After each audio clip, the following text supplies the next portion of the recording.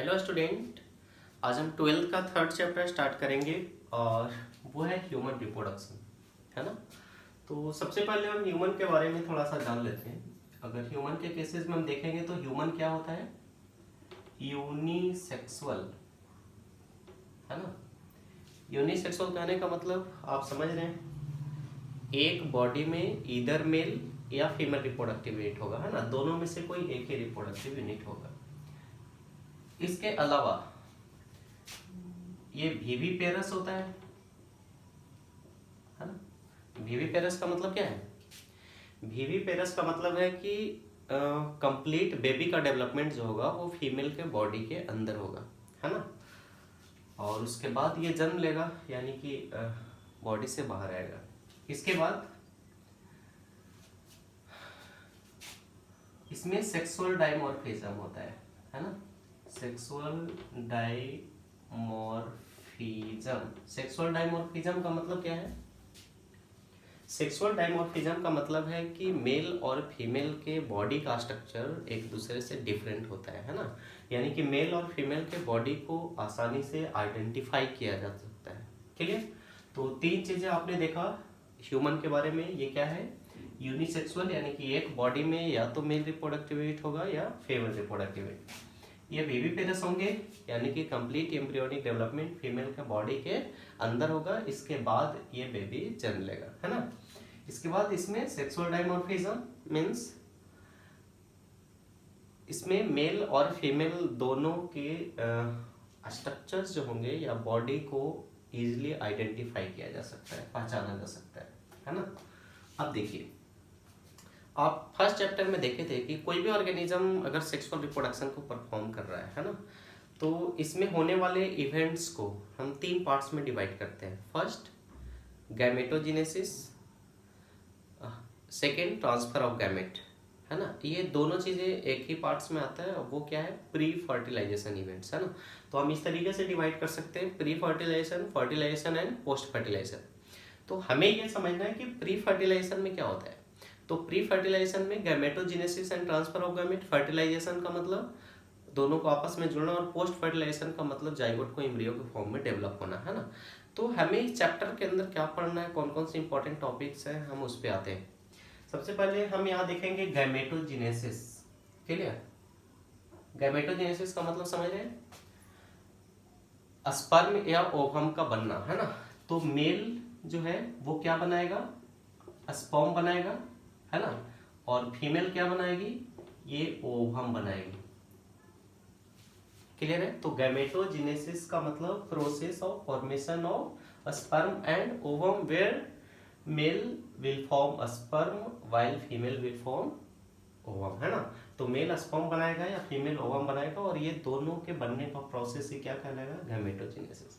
आप इसको ऐसे ही पढ़ चुके हो कि स्पर्म के बनने का प्रोसेस क्या कहलाता है, स्पर्मेटोजेनेसिस, और ओवम के बनने का प्रोसेस क्या कहलाता है, oogenesis। क्लियर। तो गैमेटोजेनेसिस समझ में आ रहा है।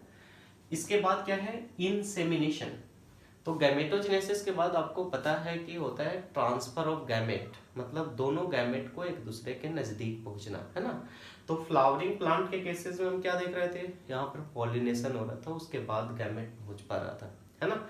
यहाँ पर क्या होगा, ह्यूमन के केसेस में इंसेमिनेशन। तो इंसेमिनेशन का मतलब क्या हुआ, releasing of semen into female reproductive tract, है ना। तो फीमेल रिप्रोडक्टिव ट्रैक्ट के अंदर सीमेन को रिलीज होना क्या कहलाता है, इंसेमिनेशन, है ना। तो ये क्या हुआ, रिलीजिंग ऑफ सीमेन, है ना, इनटू फीमेल रिप्रोडक्टिव ट्रैक्ट या वेजाइना। क्लियर है। तो सीमेन को आगे हम पढ़ेंगे ये सारी चीजें डिटेल में कि क्या है ना।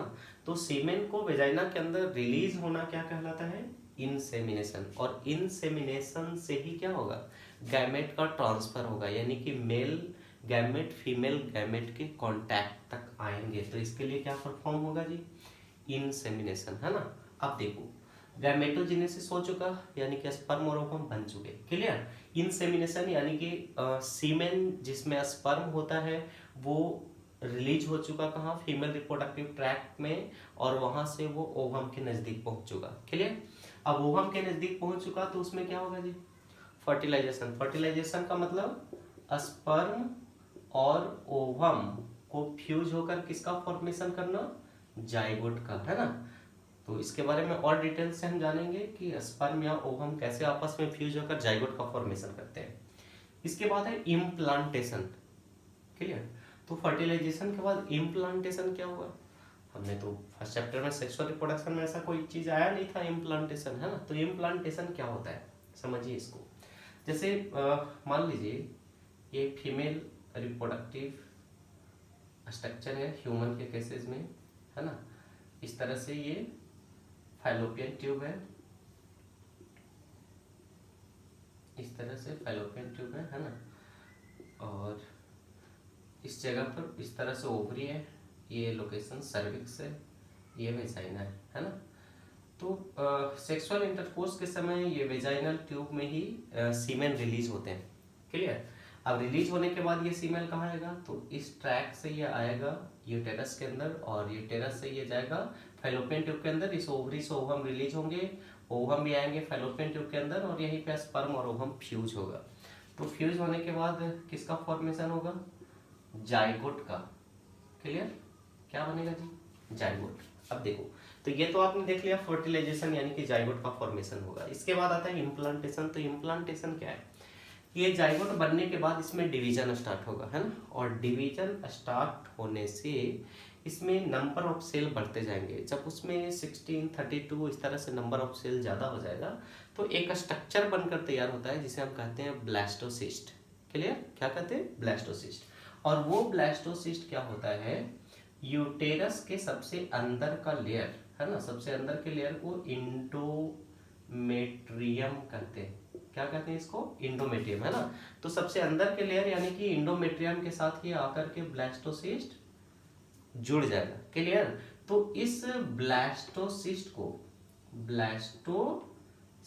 को यूटेरस के सबसे अंदर के लेयर के साथ जुड़ना क्या कहलाता है, इम्प्लांटेशन। क्लियर हो रहा है।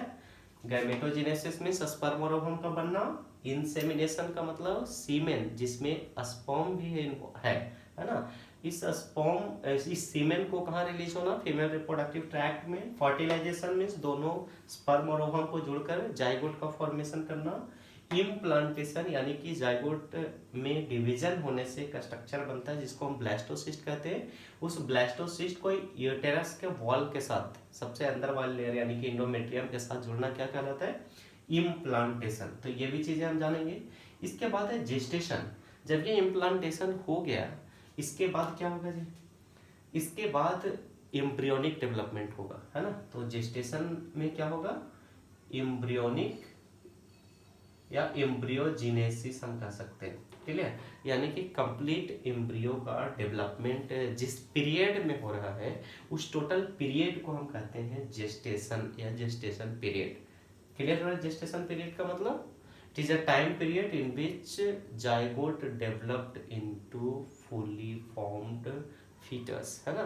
तो पूरी तरह से एम्ब्रियोजेनेसिस का जो डेवलपमेंट का फेज होता है उसको हम कहते हैं जेस्टेशन।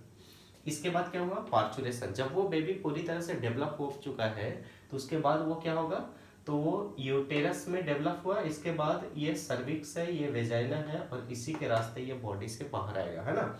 तो पार्चुरेशन का मतलब प्रोसेस ऑफ बर्थ, है ना। यानी कि जन्म लेने का जो कंप्लीट प्रोसेस है उस प्रोसेस को ही हम क्या कहते हैं, पार्चुरेशन।